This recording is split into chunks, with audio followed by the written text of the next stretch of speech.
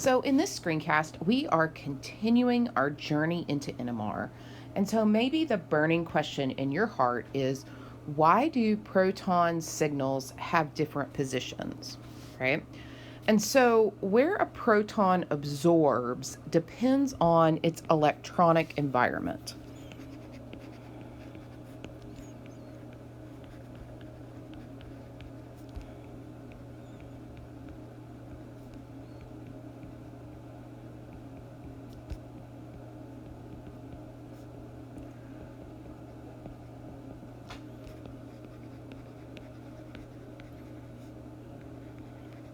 And so we're gonna talk a little bit more about that, but just a really quick review, right? So we have a nucleus, right? And we also have an applied magnetic field. So this is our isolated proton. Now that proton also has an electron, and that electron generates a magnetic field. And so the magnetic field that is generated by the circulating electron decreases the external magnetic field that the proton feels, per se. So let's put some words to that. The magnetic field generated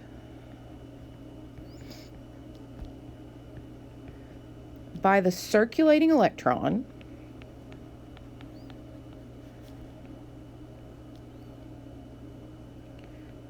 decreases the external magnetic field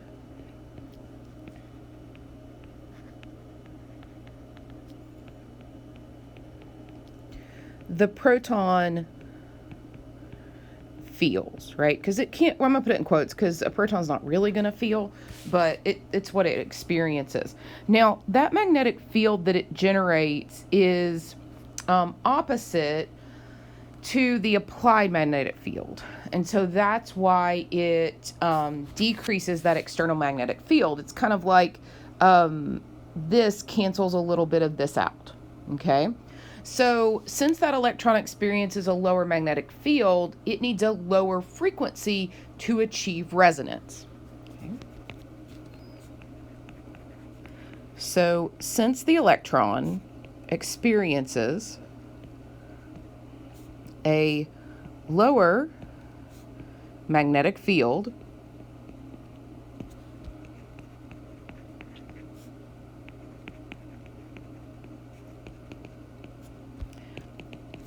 it needs a lower frequency to achieve resonance, right?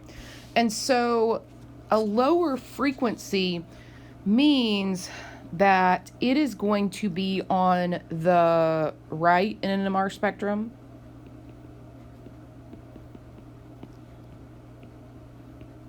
which I just want to remind you that is towards a lower chemical shift. So that's going to be a lower number chemical shift, right? And so that what we say is that that proton is shielded by the electron, okay?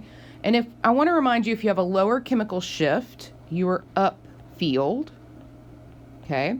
And then we say then that the shielding, because the electron shields the proton, shifts the absorption upfield to a lower number, okay? So let's look at the effect that heteroatoms can have, for an example. So kind of the take-home message here is that the less shielded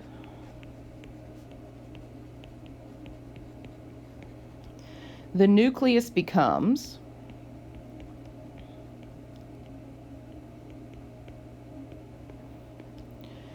the more the applied magnetic field feels.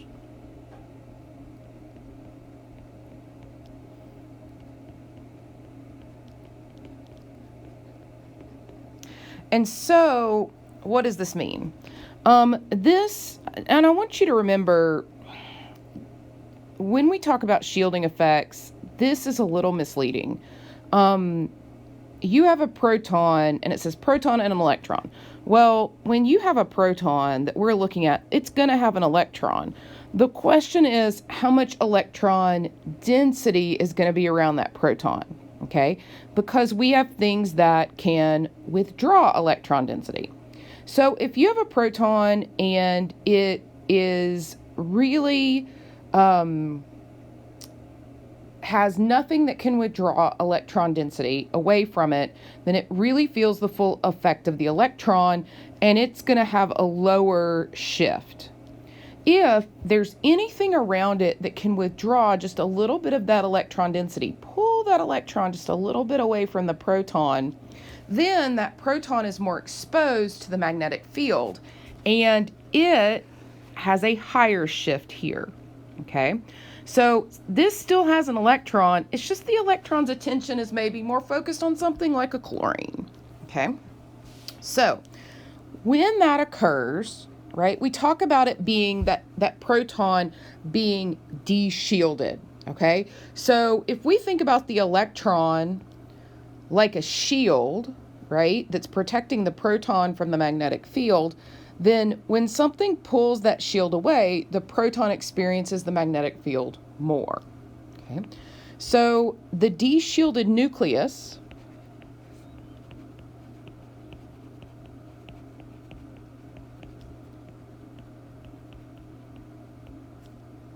experiences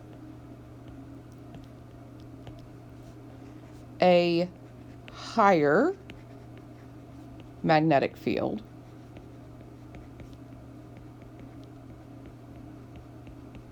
strength. Right? So it needs a higher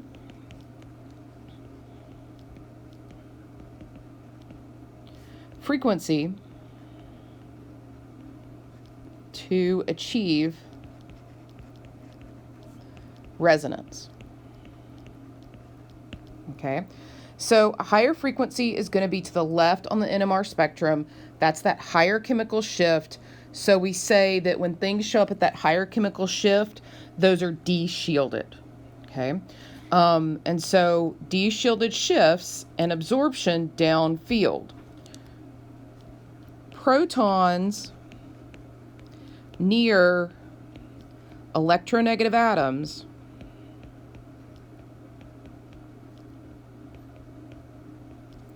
are de-shielded. So they absorb downfield. Let's look at CH3Cl and CH4. And again, we're interested in the protons here. We have an electronegative chlorine that's bonded to this carbon. So when you look at that, it looks like this versus,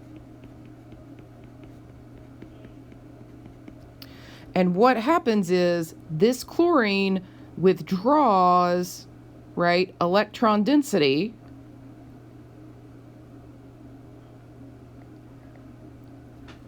from the carbon and hydrogen atoms. So it de-shields them, right, relative to those in CH4. And so that's why it appears more downfield. So let's look at a summary that I think is really helpful. Okay, you have a shielded nucleus. This would be like our example of CH4. Over here, you have a de-shielded nucleus. This would be like our example of CH3Cl. Okay, in the shielded nucleus, the nucleus is going to feel a smaller magnetic field because the electron of the proton shields it. And so what happens, right, is that a lower frequency is needed to achieve resonance, and so the absorption shifts upfield, which to us means, look, that's a lower ppm number. okay? Then, if you have a d-shielded nucleus, electrons are withdrawn from that proton, and so that nucleus feels a much larger magnetic field, right? And so what happens is there's a higher frequency that's needed to achieve that resonance. So the absorption shifts downfield, and downfield for us means a higher ppm number. Okay, so my suggestion is to write this a few times, because it's almost like opposites, right? Up means lower, down means higher. Okay, so just kind of meditate on that for a moment. Now, let's talk about shielding and signal position, okay, a little bit more, and look at some examples. So, for example, we are looking at ethyl chloride here, okay? This gives two signals. These are different distances from the chlorine. And what we find is that these B are going to be more de-shielded because they're closer to the electronegative atom. So those protons right there are going to have a higher value, ppm value, than these right here, okay? If we look at these two protons, these protons are close to the bromine, these protons are close to the fluorine. This fluorine is more electronegative, and so because it's more electronegative, these guys right here are going to occur farther downfield, right? And so they are going to have a higher shift, okay, higher number, okay? Then let's look at these two guys. These protons are close to 1 Cl. This proton is close to 2 Cls. And so that means those 2 Cls are withdrawing a ton of electron density. And so that means that this proton is going to be at a higher shift than this proton. So a lot of what you're doing when you're looking at these shifts is you don't necessarily need to know the values here. As long as you know them relative to each other, and you, for example, this NMR is just going to have two peaks. The one at the higher shift is going to be the one next to the Cl2. And so that a lot of times is very helpful. Now, as your NMRs get more complex and you have more protons, it is helpful to know where the characteristic chemical shifts of common protons are. And so this table is going to be really helpful for that. This tells you some of the really common characteristic shifts. I want to point out a few things here that we're going to talk about. One is, notice the difference between a carbon with 3 R groups versus a carbon with 2 R groups versus a carbon with 1 R group. So substitution affects chemical shifts. Notice that triple bonds shift at a different position, have a different shift than double bonds, than single bonds. So NMR can help us separate those out, as well as our aromatic groups have a different chemical shift.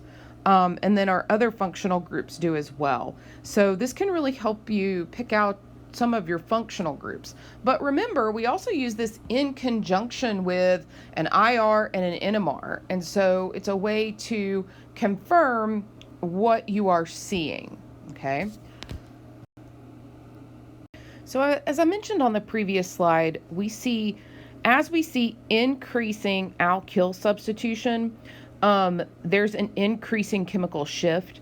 The reason for this is because the carbon here is slightly more electronegative than the hydrogen, and so it withdraws just a little bit of electron density. And so the more R groups that you add, the more electron density is withdrawn. And so that's why you get a continual higher shift there. Let's talk about double and triple bonds and aromatics. They have different shifts. So each of those groups, double bonds, triple bonds, and aromatics, has a pi bond with really loosely held electrons. So in a magnetic field, those are going to move in a circular path, and that induces a new magnetic field. So let's put some words to that. Alkenes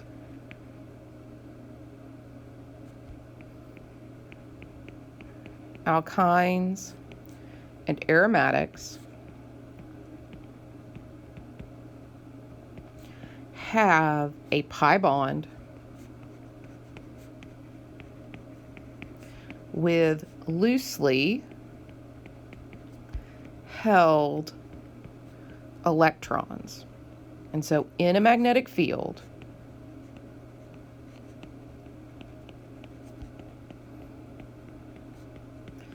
those move in a circular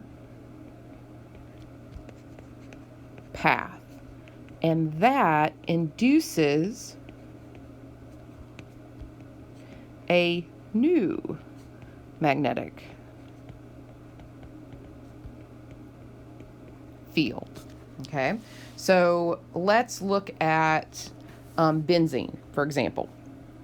Right? In benzene, we have 6 pi electrons, and they circulate around the ring, and it's shown kind of this way, where they're circulating around the ring, and they create what's called a ring current.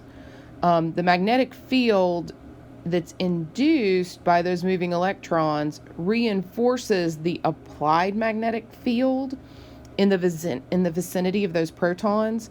And so the protons feel a stronger magnetic field and a higher resonance, and that means they're de-shielded and absorbed downfield, and so that means they're going to be at a higher number, 6.5 to 8 parts per million, and it just depends on kind of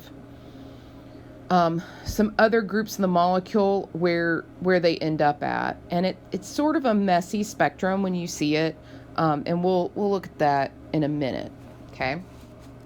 Now we see something similar with double bonds in a magnetic field. Those loosely held pi electrons, which are shown right here, create a magnetic field, right? And we're going this way, right? Create a magnetic field here and here that reinforces the applied field in the vicinity of the protons. So the protons now feel a stronger magnetic field and require a higher frequency for resonance. And that means those protons are de-shielded and absorbed downfield. Okay. What about triple bonds? Well, when you have triple bonds, right, in a magnetic field, those pi electrons are induced to circulate just like before. But in this case, the induced magnetic field opposes the applied magnetic field. And so these protons feel a weaker magnetic field. So there's a lower frequency is needed for resonance. So the nucleus is shielded, right? We say the nucleus is shielded, and the absorption then is upfield at about 2.5. So here is a really beautiful summary of this. We see here with our aromatics, it's highly de-shielded. That's where that chemical shift is going to be. These protons around a double bond are de-shielded. That's where their chemical shift is going to be. Here's your triple bond, and that's where that chemical shift is going to be. So I find that that's really helpful. And then here is just an overall really helpful table, which shows you where some of your functional groups are going to come from. The protons that we're sensing here are shown in red. And so here is going to be where your carbon hydrogen protons are mostly going to show up when they're single bonds. Here's where they're going to show up when they're close to double bonds and triple bonds, right? Here is where they're going to show up when they're close to an an electronegative atom. Here is where they're going to show up when they're right attached to a double bond. Here's where your aromatics are going to show up. And then here's where we get a proton that is next to an oxygen of a carboxylic acid, or a proton that's next to an aldehyde. And so here's some common places that we're going to see. I also really like this chart because it helps you with increased shielding, right, is here. And then increased de-shielding is this way, okay? And again, upfield and downfield. So let's put that here too.